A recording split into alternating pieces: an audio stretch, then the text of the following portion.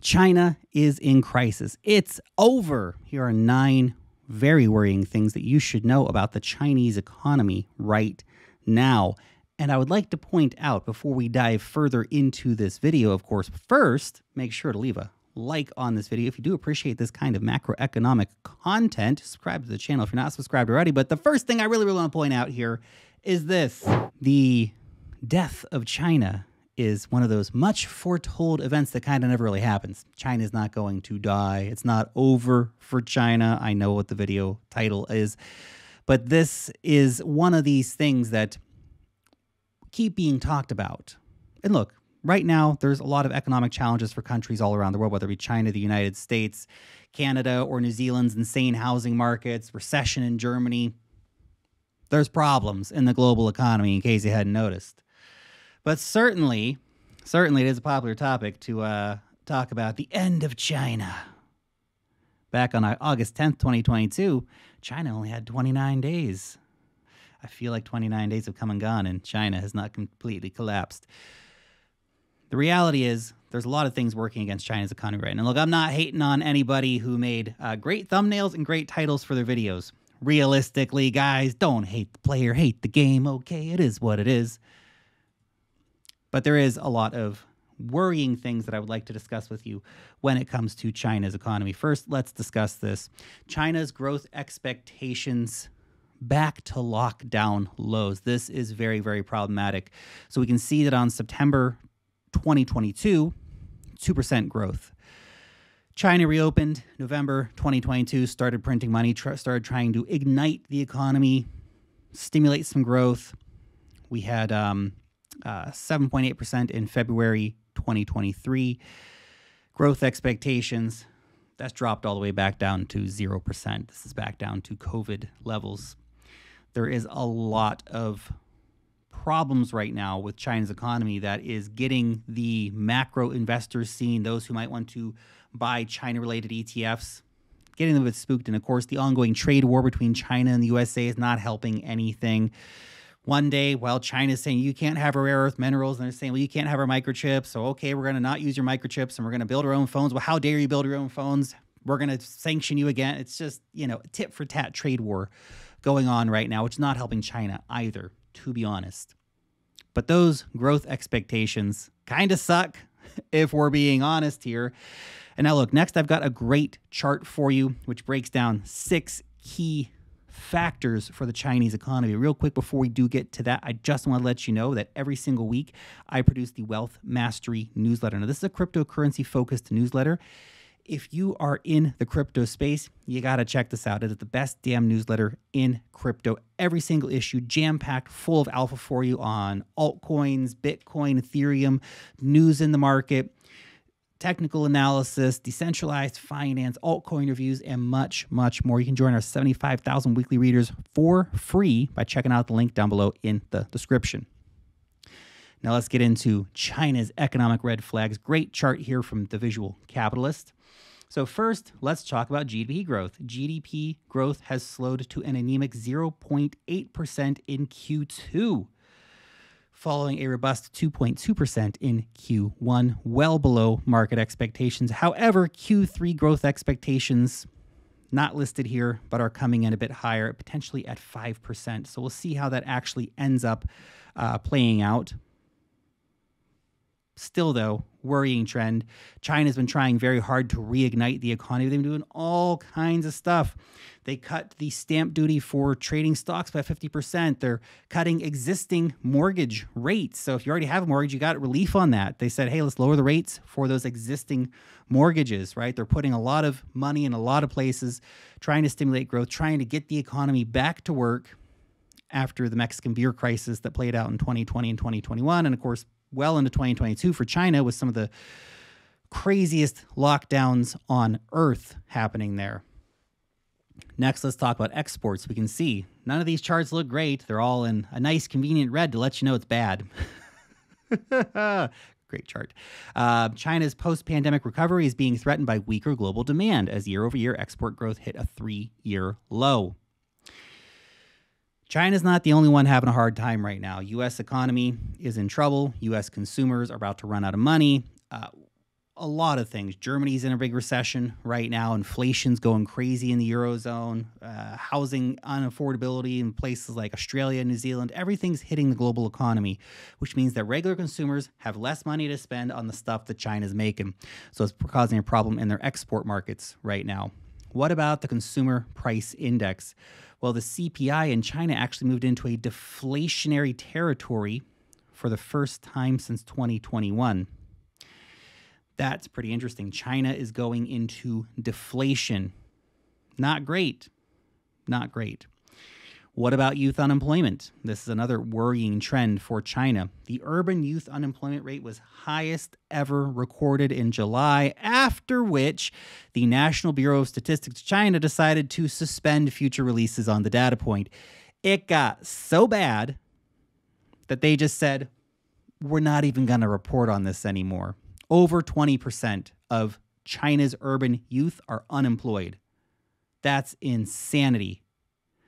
That means the Chinese economy right now is unable to provide jobs to these people, right? If you worked in a factory where they were doing exports, sorry, you're out of a job right now because exports are at a 3-year low. Some kind of skilled service-related job or something like that, there's just not the demand there for this stuff right now. And look, 80% of people or 79% of people or whatever do have jobs. So that 20% number is very, very high and a worrying number for China, which is trying to kickstart its economy back into high gear. What about the Chinese yuan, the old renminbi? Well, Reuters reported that the state-owned Chinese banks were buying up offshore yuan in order to try and shore up the currency, as the currency hit a 16-year low against the USD in mid-August. You got to realize as well that there's also a currency war going on here, where China is trying to get its currency used by countries like Saudi Arabia and the UAE and Russia and others in order to have it be a more important global currency, particularly in the commodities markets, particularly in the oil and gas markets, but more broadly for trade. They cut a deal with like Argentina where all their bilateral trades now be priced in yuan. So long term, that does have an impact. But right now, that means they have to fight with the US dollar. And the US dollar is the head honcho right now, the big cheese, if you will. And they do not want to go quietly into the night. So there is a currency war happening along with the trade war. And I hope to gosh that there's never going to be a hot war over Taiwan. Let us hope that cooler heads prevail in that situation, because that is a situation that nobody wants. Obviously, people dying in war is absolutely horrific beyond belief, and it just breaks my heart that we are still in, it's 2023, we're still out there killing people over wars. It's so dumb. But it would also, from a more self-interested perspective, be very problematic for global markets if such an event were to happen. That would be the black, whatever day of the day, a week that happens would be the black day for markets. It would be bad. And finally, new loans. People are borrowing less money, with new bank loans falling from 3 trillion yuan in June down to 346 billion in July. Huge, precipitous decline in new loan demand from Chinese consumers. Very, very worrying. Of course, there's also the real estate crisis. We saw Evergrande go bankrupt last month, but 2/3 of China's 50 biggest private builders are in default. That is very, very problematic. The biggest one catching headlines is Country Garden. This is a very, very, very large player. It's at almost $200 billion. Country Garden's liabilities are comparable with the $340 billion that were held by Evergrande. So if Country Garden goes under, it could trigger even more defaults, even more pain in the Chinese economy as more and more people lose more and more money. Obviously, at some point it bottoms. China doesn't go to zero, right? China's not a penny stock or an altcoin here, guys. China will be okay, but these are systemic problems that are really causing a lot of pain right now in the markets.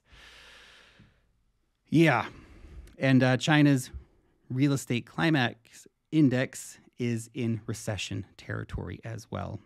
Just hit the lowest level since 2008. There's that number again. Every time I feel I'm talking about some economic data, it's blah, blah, blah, blah, blah, worse since 2008. It's not a great year to compare yourself to. And then all of this is happening.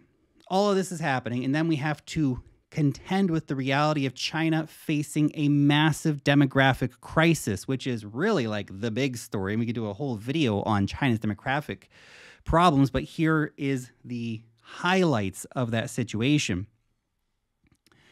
China is losing its title as the world's most populous country.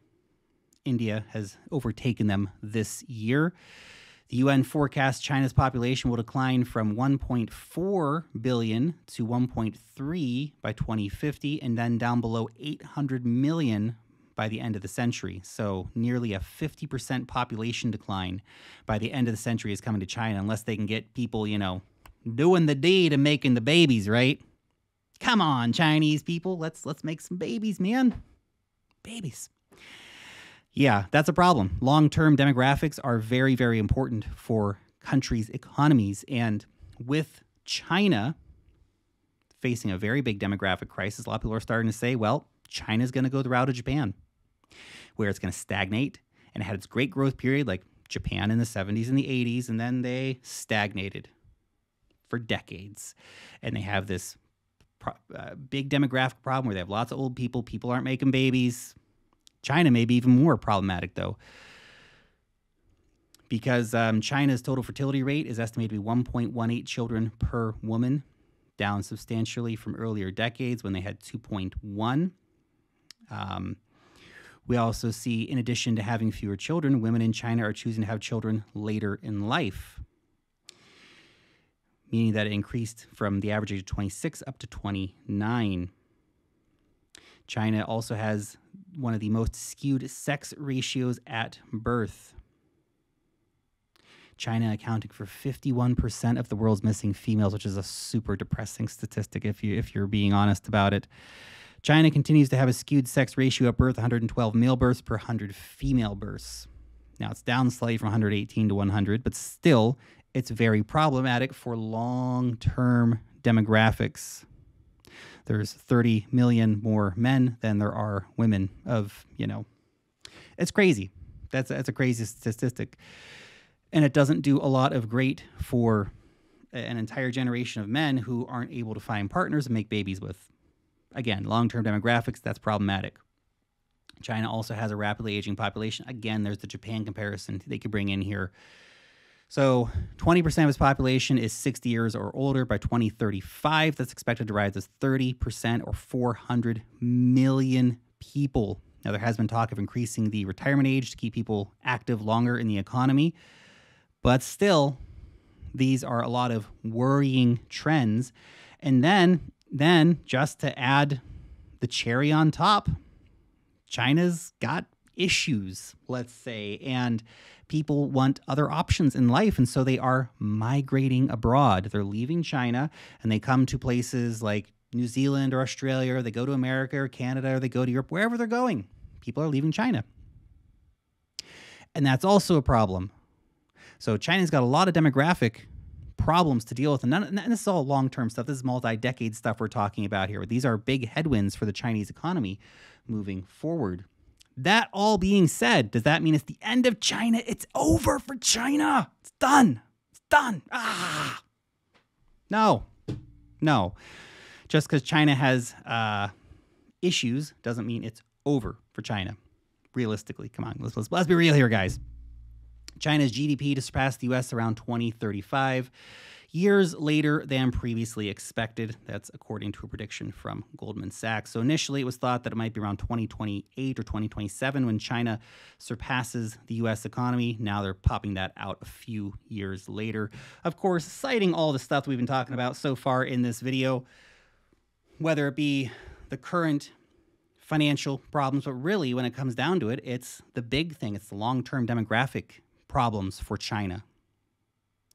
Because fewer people working means lower GDP, slower growth, all that kind of stuff. You want to have a boom in GDP? Make more babies, guys. Make more babies. Anyway, China's going to be fine. There are issues, and those issues that are happening in China do have global impacts, right? Slowed demand in China affects U.S. markets. They affect European markets. They affect everybody everywhere. We live in a globalized economy. And if China sneezes, the rest of the world can catch a cold. Pun intended. Thank you for watching today's video, and I'll see you next time.